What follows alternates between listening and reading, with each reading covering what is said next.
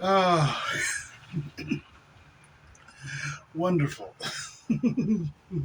It's wonderful to be with you all again, to be in this communion, this conversation, this communication.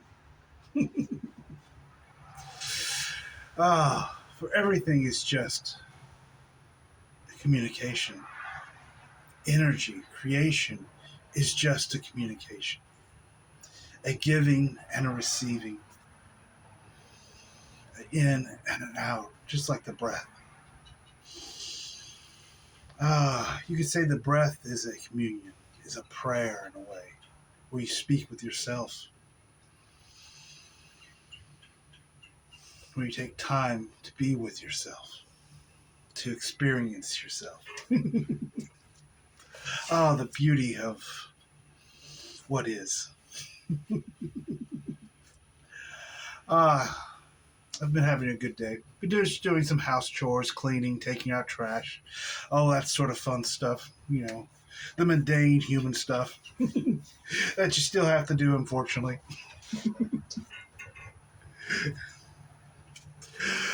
So I was sitting out here earlier and I was thinking, I'd like to talk about mathematics. Math. Everybody's favorite class in school. Oh no, it was my hate. I hated math when I was in school. Oh, algebra. Oh, it made no sense to me. Calculus. Oh, couldn't wrap my head around it. I learned enough just to barely pass, to get out of it. Did what I had to do when it came to math. But the beauty of math is you learn pretty much everything you need to know about math in grade school. You know, there's a beautiful symbolism that is put into math. Did someone put it there on purpose, or is it just there automatically? Like I said, there's no faith, fate, if I can say the word. There's no fate, and there's no randomness. Everything follows consciousness, and that would include mathematics. It follows consciousness. And mathematics is, as I've said before, is a pathway into realization, into enlightenment. It is a path that many people take. But like all paths, it comes to a point, to an end of the road, where it's no longer true anymore. That's the beauty about all the paths. They all lead to the same conclusion, to the same realization. There's more. Ah, then you start looking for that more. You realize you can't get there through the mind eventually. Everyone tries in the mind first. This is what they're used to. They tried to read about it. They tried to study it. Then they tried to make practices out of it. They start to regiment it. All the silly things that humans do. But mathematics. I think we can. What I want to talk about math is it kind of symbolizes the nature of things. Say you have a one, a positive one, and a negative one. They are opposites. I love them. And they're two lines. You could say they're two pillars. The pillars of creation. Negative, positive, positive, negative, wherever you want to go. Masculine, feminine, the seen, the unseen. Of course, light and dark, good and evil. Duality. Duality is ever present in math. But the beauty of it, the simplicity of it, you start there at the beginning. Just start with one. There was a long time there wasn't a negative one. There wasn't. It didn't exist. There wasn't a zero either. It was just one, two, three, four, five, and so on. We use different words and phrases at those times in our history as a species, I guess you could say, as a beings on this planet. But there was a time when there was nothing less than one. Then a realization came. Oh, there has to be less than one. Well, what is less than one? It's the opposite, negative. Then you bring them together. If you bring them together, the light and the dark, the active and the passive, the masculine and the feminine, that positive and that negative one, you get zero. Not. Nothing. You know, the definition of nothing in ancient Greece was the void. It was chaos. Chaos was said to be nothing. Because it's what's not, it's what isn't understandable, what the mind cannot understand. Because the mind doesn't understand nothing. It only understands physical, something. It's the beauty of it. But nothing is still something. It is consciousness. You know, that's why they said God is a circle. Center is everywhere. Conference is nowhere. I love repeating that phrase. It's a simple phrase, but there's so much truth in it, and it's kind of a symbol within itself. Like I said, a symbol is kind of a words go to a certain point, symbols go to another point, and you say sacred geometry goes to another. They're all true to a point, and they take you further on the path. But even sacred geometry falls apart at a certain point. It's no longer true. This sacred geometry is just mathematics, symbolized in shapes. But you have that negative and that positive. So you have duality. But with duality, when you see them as one together, you have zero, which is neutral. It is the balance point, because it doesn't take a side of either positive or negative. But positive and negative came from zero, because zero is the birth point. It is that cosmic egg in a way. It is the womb of consciousness, where everything. It is this from that sea of potentials that everything exists. Isn't that just beautiful? I love rambling on about these things. You don't have to get too caught up in it. Just realize positive, negative, they come from neutrality. You say they are neutral. So you have the neutrality and you can have the positive and negative. You know, you could say if you write it out, it's 1, 0, 1. It's Enlightenment 101. Oh, there's some symbolism in that. A lot of people have never caught that. You know, 101 is in college. That's the first semester in the first class. So it's the beginning. 101 is the beginning. Was it coincidence? Oh, there is no coincidence. There is no randomness. Everything follows consciousness. That's the beauty of creation. It follows consciousness. It may appear to be chaos, but chaos is only what the mind doesn't understand.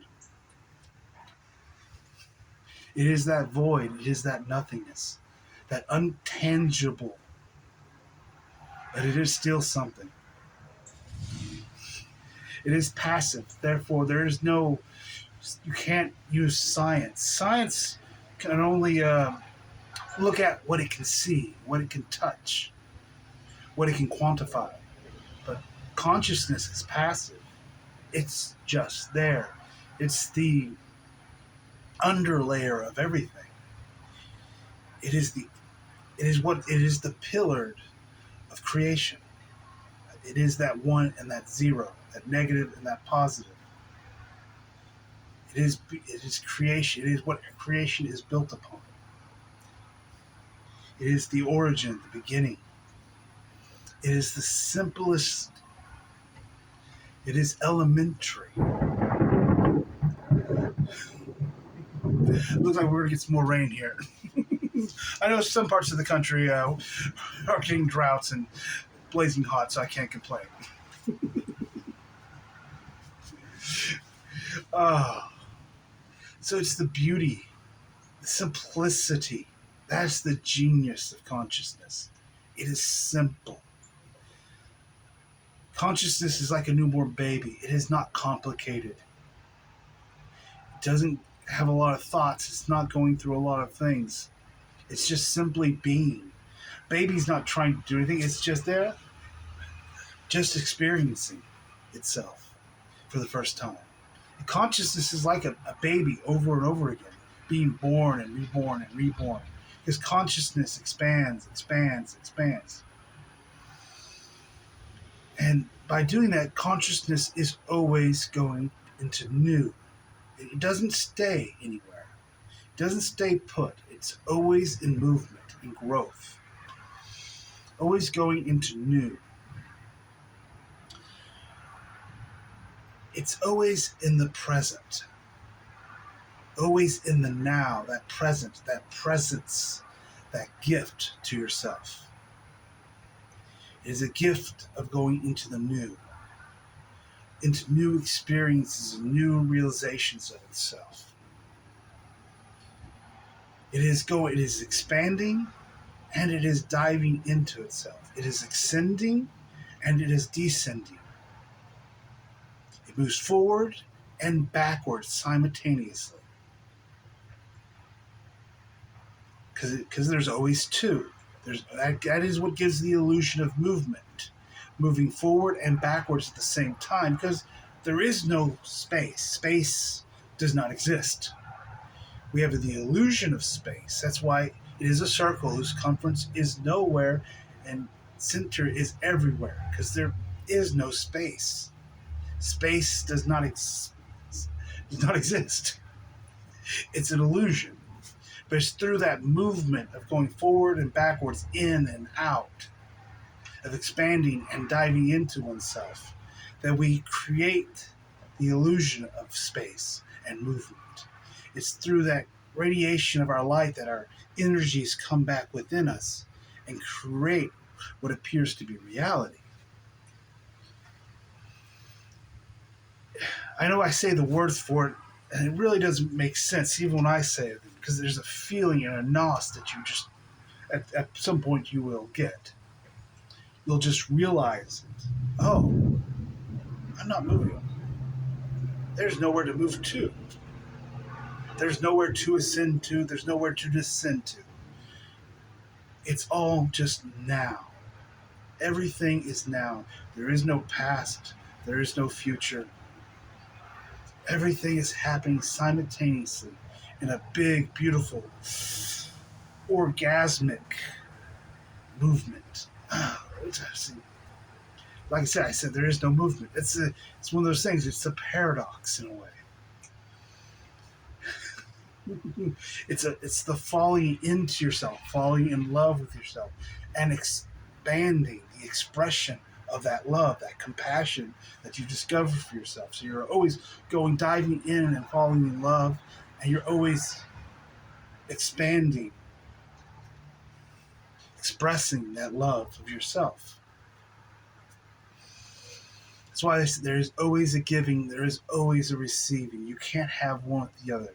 And everything is stationary, everything is still, and everything is neutral, and there is movement. I love it. It can be both. Simultaneously. That's why I love that word, holus bolus. Oh, I love that word, holus bolus. All at once, simultaneously. It is everything all at once. It is stationary and it is movement. It is masculine, it is feminine, it is light and it is dark. It is an orgasmic love of itself, falling in love with itself, and it's in this orgasmic giving, this communication, this, oh, of itself, just so it radiates its compassion that it's diving into. It's beyond words. That is the true beauty of things. It is beyond words. It is beyond mathematics, symbolism, sacred geometry, all those silly things. Yes, they can be fun and poetic at times, and are interesting experiences, but they're not truth. Because truth lies beyond the mind. Truth lies beyond this illusion. Well, like I said before, this mental forgination, this forgery of the mind, this limited, edited, filtered down. Oh, which some of you call reality. Oh, there's so much more. There's so much more sensualness than just the bland, plain, ordinary facts. That's really all this is. This is this wall, this bench, this porch. It's just a fact. Really, that's all it is. It's not anything more. Now, I can touch the fact. I can sit here and enjoy it. That's an experience. That's the truth. The experience is truth. I'm on a porch in Mississippi. That's just a fact. That's not really real. There's nothing really important about that. That's nonsense.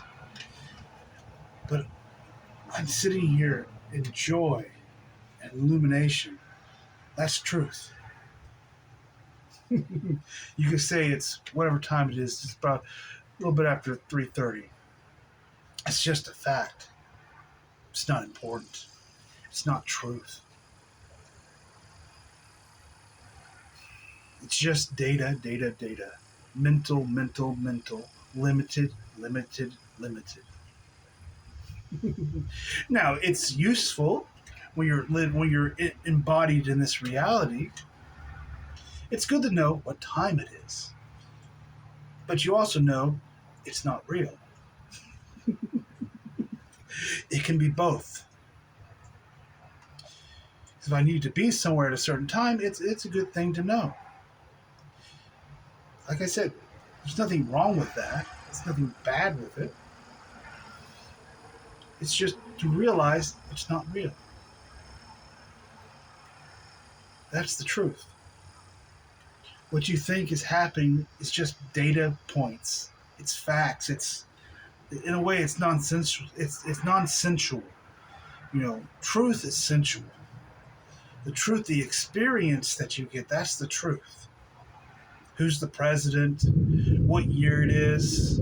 All that stuff doesn't really matter in the long view of things, in the overview of things. It's the experiences you had while you were here that are more important.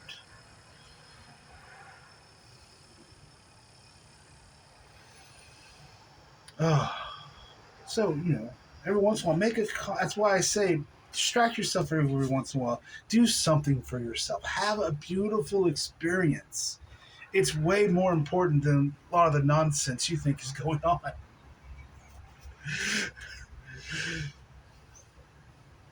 Go fishing. I don't care what you do. Do whatever you want. Just do something for yourself. Have an experience. Do it with other people if you want.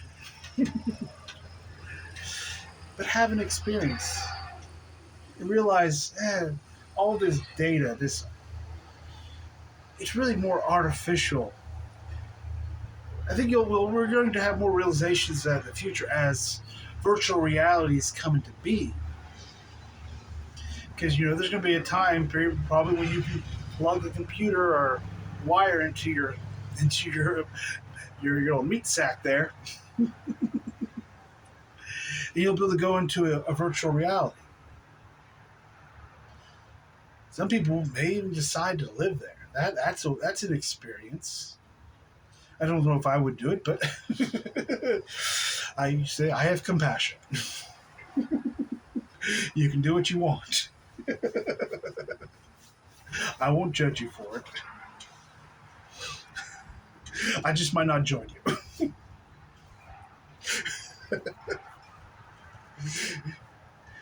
But that's going to bring up the fact: what is real? If you can create another world that feels as real as this one, what is this? It's not really. It's not a computer, because I know people look at it that way, but it's not. It's just a filtering of reality. It's a filtering of your senses. It's a micro focus into physicality. In a way. But it's the real illusion. It's an illusion, yet at the same time, it's real because the experience is real.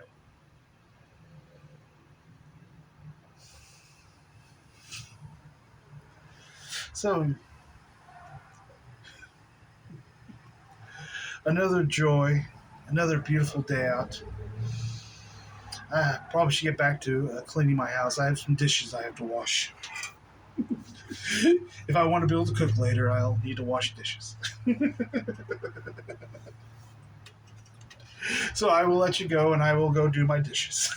But I wish you all a wonderful, great day. And just enjoy life every once in a while. You know, don't take it so seriously. The stuff you take the most serious is usually the stuff is the least real.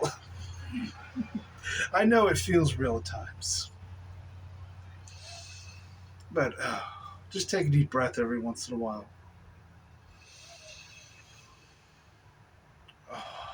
Just allow and be aware. Make that conscious choice. Hmm. Until then, I wish you all a wonderful day. It has always my pleasure to communicate with you, to have this communication, this conversation.